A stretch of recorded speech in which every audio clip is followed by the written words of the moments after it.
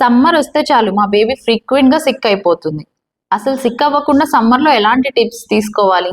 So పిల్లలున్న ప్రతి parents summer లో ఈ టిప్స్ తీసుకోవడం వల్ల మీ పిల్లల్ని సిక్ అవ్వకుండా కాపాడొచ్చు. ఫస్ట్ థింగ్ ఏంటంటే హైడ్రేషన్.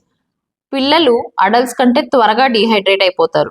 సో ఇలాంటప్పుడు యాజ్ పేరెంట్స్ గా మనమే ఇనిషియేట్ తీసుకొని every half an hour to 1 hour వాళ్ళకి ఏదో ఒక ఫామ్ లో లిక్విడ్ అనేది ఇస్తూ ఉండాలి.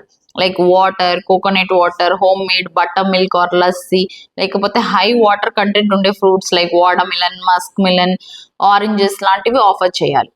సెకండ్ థింగ్, స్కిన్ కేర్ అనేది చాలా ఇంపార్టెంట్.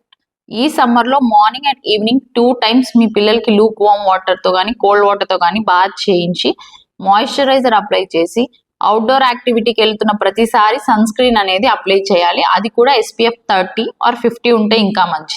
అండ్ సమ్మర్ లో పిల్లలకి ఎప్పుడు మనం కాటన్ ఫ్యాబ్రిక్ ఉన్న క్లాతింగ్ వేయాలి. సమ్మర్ అనగానే మనకి బేబీస్ కి సమ్మర్ హాలిడేస్ ఇస్తూ ఉంటారు. సో బేబీస్ యూజువల్ గా అవుట్డోర్ యాక్టివిటీస్ బాగా బయట ఆడుకోవాలనే ఇంట్రెస్ట్ ఎక్కువ ఉంటుంది.